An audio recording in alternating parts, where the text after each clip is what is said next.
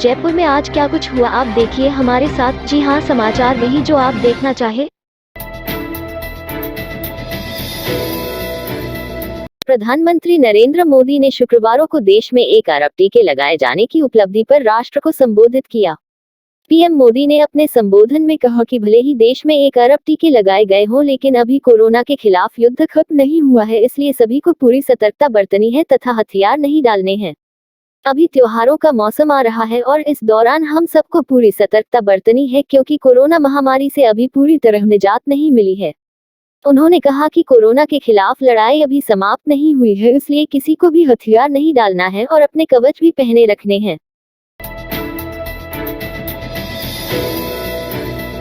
प्रधानमंत्री नरेंद्र ने देश में 1 अरब कोविड टीकाकरण की उपलब्धि में स्वदेशी वैक्सीन की महत्वपूर्ण भूमिका का उल्लेख करते हुए कहा कि हमें वोकल फॉर लोकल को अपने व्यवहार में ढालना होगा। मोदी ने कहा कि यह उपलब्धि स्वदेशी वैक्सीन के बल पर ही हासिल की गई है। भारत का पूरा वैक्सीनेशन प्रोग्राम विज्ञान की कोख में जन्मा है, वैज्ञानिक आधारों पर पनपा है और वैज्ञानिक तरीकों से चारों दिशाओं में पहुंचा है। प्रधानमंत्री नरेंद्र मोदी ने कोविड के 100 करोड़ टीकों को लेकर भारत के स्वदेश निर्मित वैक्सीन कार्यक्रम की सफलता के साथ आर्थिक तरक्की के संकेतों का उल्लेख करते हुए देशवासियों का आह्वान किया कि वे मेड इन इंडिया को एक जन आंदोलन बनाएं और स्वदेश निर्मित वस्तुएं खरीदने को अपना सहज व्यवहार बनाएं। उन्होंने संबोधन में कहा कि वैक्सीन के बढ़ते कवरेज के साथ हर क्षेत्र में सकारात्मक गतिविधियां तेज हो रही हैं। आज चारों ओर विश्वास, उत्साह एवं उमंग का वातावरण है। 100 करोड़ टीकों के साथ भारत को आज विश्व में एक अधिक सुरक्षित देश के रूप में देखा जा रहा है। प्रधानमंत्री नरेंद्र मोदी ने कृषि क्षेत्र में हो रही प्रगति की सराहना करते हुए कहा कि कोरोना संक्रमण काल के दौरान कृषि क्षेत्र ने अर्थव्यवस्था को सुधारा। मोदी ने राष्ट्र को संबोधित करते हुए कहा कि इस दौरान रिकॉर्ड मात्रा में फसलों की खरीद की गई और किसानों के बैंक खाते में सीधे पैसे भेजे जा रहे हैं। उन्होंने इस दौरान कोरोना महामारी को लेकर लोगों से सतर्कता बरतने की अपील की और कहा कि त्योहारों के अवसर पर उन्हें और सावधान रहना चाहिए। गहलोत सरकार में राजस्व मंत्री हरीश चौधरी को बड़ी जिम्मेदारी मिली है। आलाकमान ने हरीश चौधरी पर विश्वास जताते हुए उन्हें पंजाब और चंडीगढ़ का कांग्रेस प्रभारी नियुक्त किया है। तत्काल प्रभाव से उनका कार्यकाल शुरू हो गया है।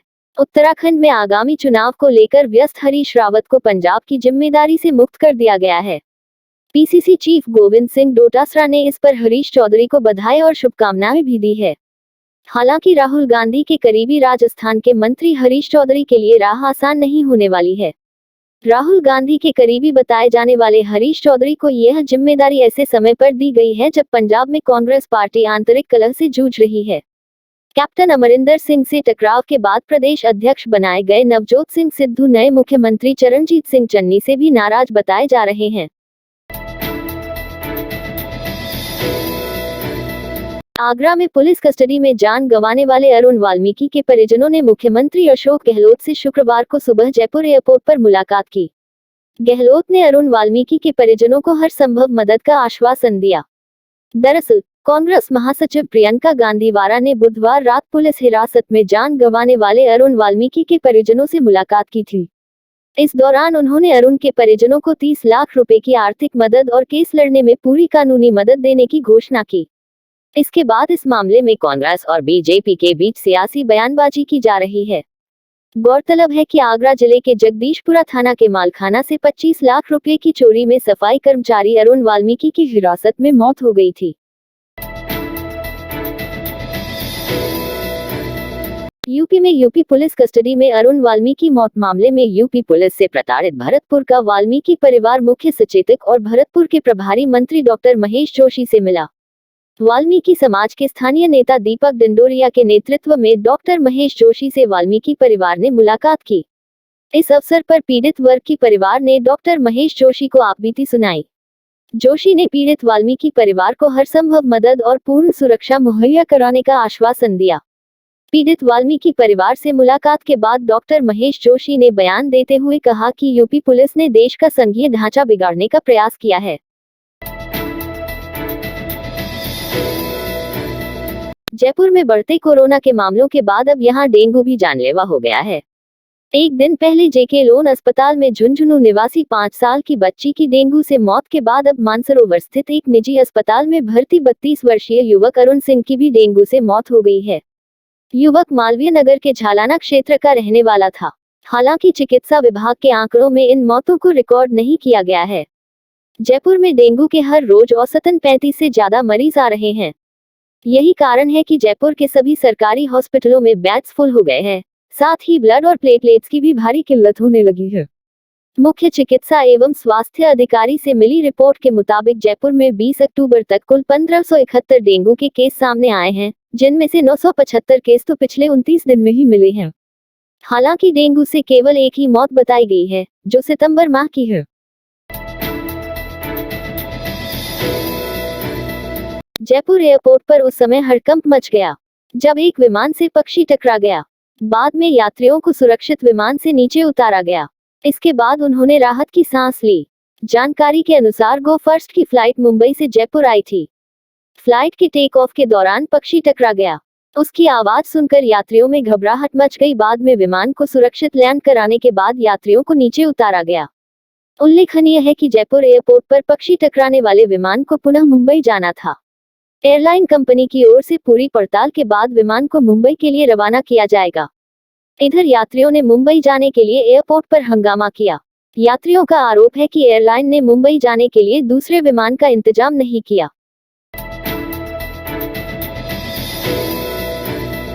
Jaipur city transport service limited (JCTSL) के कर्मचारी अपनी 9 सूत्री मांगों को लेकर विद्याधर नगर, टोरी डिपो, बगराना डिपो के बाहर चल रही हड़ताल शुक्रवार को दूसरे दिन भी जारी रहा। इसके चलते बसों का संचालन नहीं होगा। इन 2 दिनों की हड़ताल से JCTSL प्रशासन को करीब 50 लाख रुपए के राजस्व का नुकसान हुआ है। कर्मचारी यूनियन के साथ आज भी वार्ता होने की संभावना है। यूनियन नेता विपिन चौधरी ने बताया कि 9 सूत्री मांगों में कर्मचारियों की प्रमुख मांग 7वां वेतनमान, बकाया एरिया का भुगतान करना, ऑफिस में लगे चालक परिचालकों को रूट पर चलाना सहित अन्य मांगे हैं। मांगों को लेकर गुरुवार से को हड़ताल की जा रही है। इसके चलते बसों का संचालन नहीं होगा। राजस्थान सरकार ने JCTSL पर रस्मा लागू कर दिया है। गृह विभाग ने संदर्भ में आदेश भी जारी कर दिए हैं, जिससे JCTSL की समस्त सेवाओं, कार्यालयों और उनके क्रियाकलापों से संबंधित सेवाओं में हड़ताल किए जाने को तुरंत प्रभाव से आगामी 3 महीने तक प्रतिषेध किया गया है। ऊर्जा मंत्री डॉक्टर बी कल्ला ने बताया है कि राजस्थान विद्युत उत्पादन निगम को छत्तीसगढ़ के सरगुजा स्थित परसा कोल ब्लॉक में खनन कार्य आरंभ करने के लिए केंद्रीय पर्यावरण, वन और जलवायु परिवर्तन मंत्रालय से क्लियरेंस मिलने के साथ ही इस नए ब्लॉक में खनन कार्य आरंभ करने में आ रही बाधा दूर हो गई है। उन्होंने बताया कि खनन कार्य आरंभ होते ही राज्य के तापीय विद्युत गृहों के लिए अतिरिक्त कोयला मिलने लगेगा।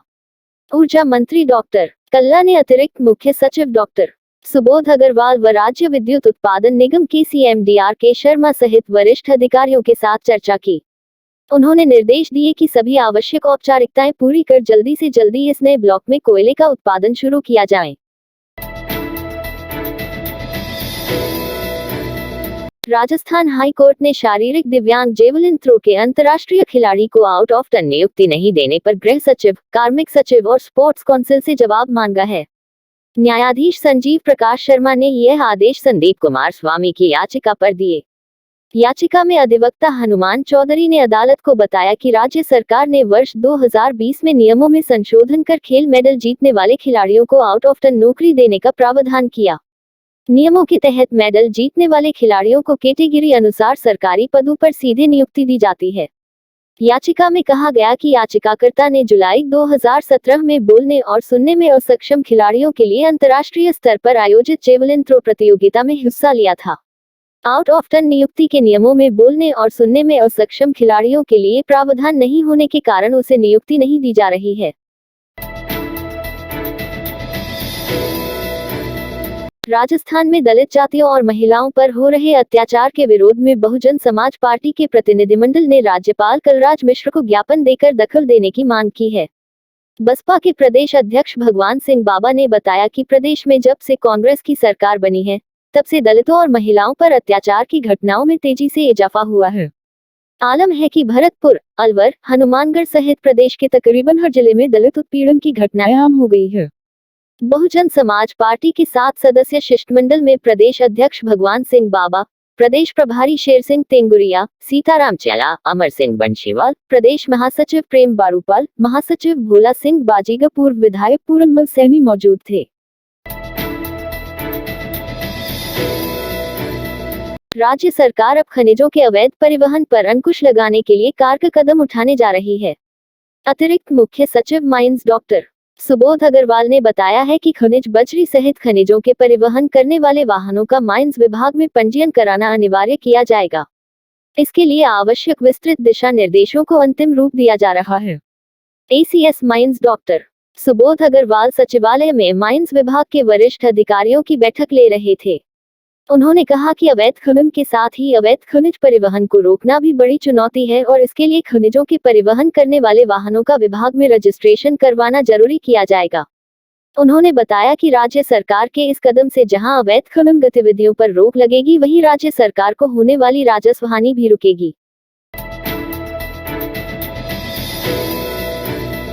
वल्लभनगर विधानसभा क्षेत्र के बंबोरा में राष्ट्रीय लोकतांत्रिक पार्टी के उम्मीदवार उदय लाल डांगी के साथ पैदल जनसंपर्क करते हुए सांसद हनुमान बेनीवाल ने कहा कि प्रदेश में दोनों पार्टियों को आरएलपी पार्टी चुनौती दे सकती है। ऐसे में वल्लभनगर विधानसभा क्षेत्र में इस बार मौका है कि दोनों पार्टियों को हराकर एलएलपी के उम्मीदवार विधानसभा पहुंचे, जिससे आने वाले दिनों में राजस्थान की जनता में यह संदेश जाए कि हमारे प्रदेश में तीसरी शक्ति के रूप में तेजी से उभर रही है। उन्होंने दर्जनों गांव में रालोपा उम्मीदवार उदयलाल डांगी के समर्थन में जनसंपर्क करके बोतल के चिन्ह पर मतने की अपील की। इस अवसर पर हनुमान बेनीवाल कहा कि वल्लभनगर क्षेत्र में विकास कहीं नजर नहीं आ रहा है और दोनों पार्टियों ने मिलकर यहां की जनता को ठगा है। ऐसे में मत की चोट से भाजपा व कांग्रेस को जवाब देने का अवसर है।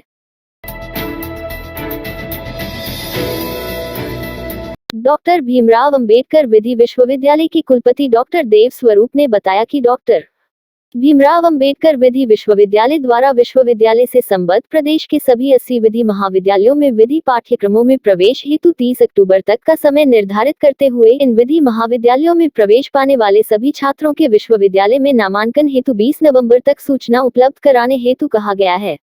ज्ञात हो कि विश्वविद्यालय द्वारा अपने कार्य क्षेत्र में आने वाले प्रदेश के सभी 80 विधि महाविद्यालयों की संबद्धता का कार्य सत्र शुरू होने से पहले ही पूर्ण कर अकादमिक प्रशासन सुनिश्चित करने की दिशा में ऐतिहासिक पहल की है तथा यह भी सुनिश्चित करने का प्रयास किया जा रहा है कि विधि महाविद्यालयों में प्रवेश समय पर हो, नियमित कक्षाएं लगे तथा परीक्षाएं समय पर संपन्न हो ताकि व्यवस्था में व्याप्त अनिश्चितता की प्रवृत्ति समाप्त हो सके। इस रात की सुबह नहीं होती जब तक हाथ में उसकी गर्माहट नहीं होती। चाय का प्याला, अखबार साथ पुराना है, मिट्टी से जोड़ता है। खबरों की खुशबू से सारा घर महकता है। हर रंग में ढला कहानियों से किस्सों तक ले जाता है बेरोक टोक। देश के हर हिस्से तक ये हकीकत का आईना है, ख्वाबों को सच करके दिखाता है। दैनिक नवज्योति आपके लिए, आपके साथ। ये थे आज के मुख्य समाचार। विस्तार से जानने के लिए पढ़ते रहिए दैनिक नवज्योति। दैनिक नवज्योति के YouTube चैनल को सब्सक्राइब करें और ताज़ा अपडेट के लिए बेल आइकॉन दबाएं।